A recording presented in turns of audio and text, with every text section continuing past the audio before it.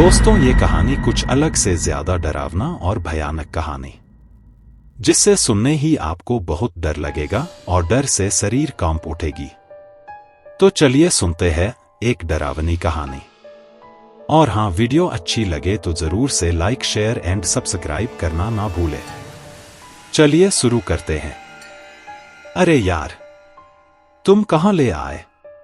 इस बार तुम पर छोड़ा तो तुम हमें इन टूटे फूटे खंडहरों में ले आए।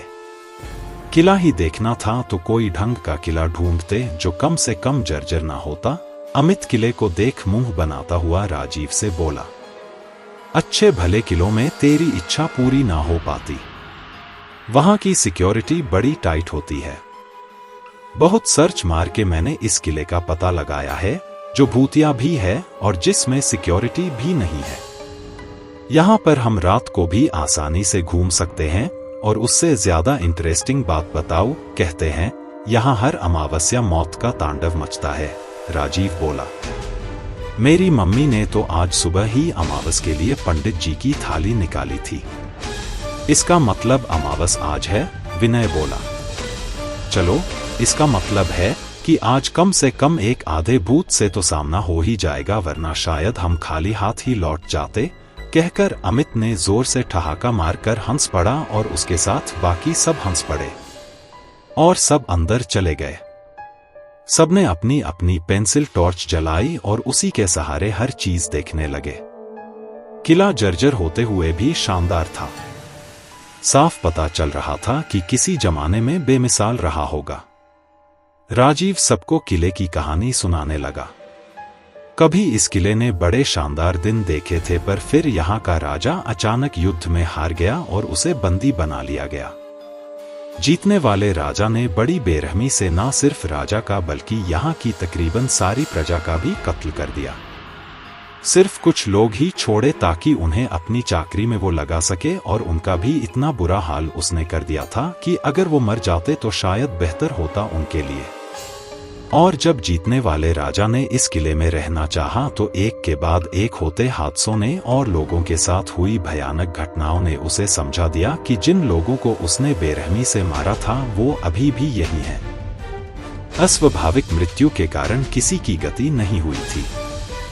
डर के मारे राजा ने किला छोड़ने का निश्चय कर लिया, परंतु जाने से पहली रात ही उसके और उसकी पूरी सेना के ऊपर किसी ने आक्रमण कर दिया। आक्रमण बाहर से नहीं हुआ था, बल्कि किले के अंदर से ही हुआ था। कहते हैं उस रात इतना शोर मचा था कि सुनने वालों के कान बहरे हो गए थे। राजा और उसके साथियों की चीखें दूर दूर तक सुनाई दे रही थी। वो रात अमावस की रात थी। तब से पूरा महीना वीरान पड़े रहने के बाद हर अमावस की रात इस किले में खूब शोर मचता है। वो प्रेत किले में आने वाले के सामने उसके डर के रूप में आते हैं। जिस चीज से डर ज्यादा, वो उसी की शक्ल ले लेते हैं। आधा तो बंदा उनकी शक्ल देखकर ही मर जाता है। उन प्रेत के काम देखकर तो मौत खुद भी कांप जाती है। राजीव की बात सुनकर अमित बोला, तुम्हारी बात तो कहीं से भी सच नहीं लगती। यहां तो हवा भी शांत है। वो लोग किले में ही इधर उधर घूमते रहे। तभी उन्हें एक बंद कमरा सा दिखा। जाने किले के अवशेषों के बीच ये कमरा कैसे सही सलामत रह गया। दरवाजे पर सांकल लगी थी और ऊपर से रस्सी लिपटी हुई थी। विनय ने जेब से छोटा सा चाकू निकाला और उससे रस्सी काट दी। जब उसने रस्सी को अच्छे से टार्च की रोशनी में देखा तो वो रस्सी नहीं मौली निकली। विनय ने उसे चाकू के साथ ही अपनी जेब में वापस डाल दिया और कमरे की सांकल खोल दी। तीनों धीरे धीरे उस कमरे में घुसे और टार्च से सब ओर देखने लगे। कोने में एक जर्जर सा संदूक पड़ा था। राजीव ने आगे बढ़कर उस संदूक को खोल दिया। संदूक खोलते ही जोर जोर से चिल्लाने की आवाजें आने लगीं। तीनों ने तंग आकर अपने कान उंगलियों से बंद कर दिए, पर शोर फिर भी उनकी बर्दाश्त के बाहर था। तभी राजीव को लगा जैसे उसके ऊपर कीड़े रंग रहे हों। उसने टार्च अपनी साइड की तो वाकई उसके ऊपर सैकड़ों कीड़े चल रहे थे। वो बहुत बुरी तरह चिल्लाया और टार्च फेंककर अपने ऊपर से कीड़े हटाने लगा, पर कीड़े तो उसके मांस के अंदर तक धंस चुके थे। दर्द के मारे वो बिलबिलाए जा रहा था और देखते ही देखते कीड़े उसका पूरा शरीर चट कर गए। विनय और अमित तो ये देखकर पागल से हो गए। उन्होंने राजीव की हालत देखकर खूब उल्टियां की। वो उल्टे पांव कमरे से बाहर निकालने लगे पर वहां कोई दरवाजा नहीं था। लेकिन वो तो अंदर आए थे दरवाजे से। तभी अमित की निगाह जमीन पर गई। राजीव के हाथ से गिरी टॉर्च में पूरी जमीन सांपों से भरी हुई दिख रही थी। अमित को सांप से बहुत डर लगता था। उसकी घिग्गी बंध गई। देखते ही देखते अमित को सांपों ने पूरी तरह लपेट लिया और धीरे धीरे उसके शरीर को वो कसते चले गए। अमित के शरीर की हर हड्डी के चटकने की आवाज विनय ने सुनी। चीखों से गूंजते किले में भी अमित की चीखें साफ सुन रही थी। अमित का मृत शरीर जैसे ही धरती पर गिर वैसे ही विनय ने अपने होश खो दिए।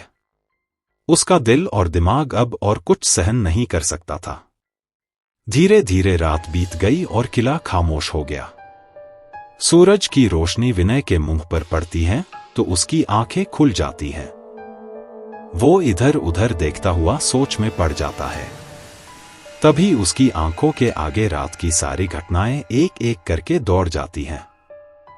वो डर के मारे खड़ा हो जाता है और दरवाजे से बाहर भागकर किले से बाहर निकल जाता है। उसके निकलते ही वो दरवाजा फिर गायब हो जाता है। विनय बगैर रुके भागता चला जाता है। गिरता पड़ता बगैर रुके वो आखिर एक बस स्टॉप पर पहुंच जाता है और पहली बस जो भी दिखती है उसमें चढ़ जाता है। अब जाकर उसकी सांस में सांस आती है। वो थककर आंखें बंद करता है तो पिछले सारी बातें उसके दिमाग में फिर से घूमने लगती हैं। डर के मारे वो आंखें खोल लेता है। सारी बातों में बस उसे एक ही बात नहीं समझ आती कि आखिर वो बचा तो बचा कैसे। राजीव और अमित की दुर्गति के बाद तो उसका बचना बड़े अचरज की बात है। तभी कंडक्टर के आने पर वो टिकट खरीदने के लिए जेब में हाथ डालता है तो उसके हाथ में मौली आ जाती है। उसे देखते ही विनय समझ जाता है कि इसी के कारण वो आज जिंदा है और शायद उस कमरे के दरवाजे को सिर्फ यही मौली ही बंद रख सकती थी। विनय को अब बड़ा डर लगता है कि जाने उस दरवाजे को खोलकर उसने सबके लिए कितनी बड़ी मुसीबत खड़ी कर दी। उसने घबराकर मौली चलती बस से नीचे फेंक दी और कंडक्टर को टिकट के पैसे देने लगा।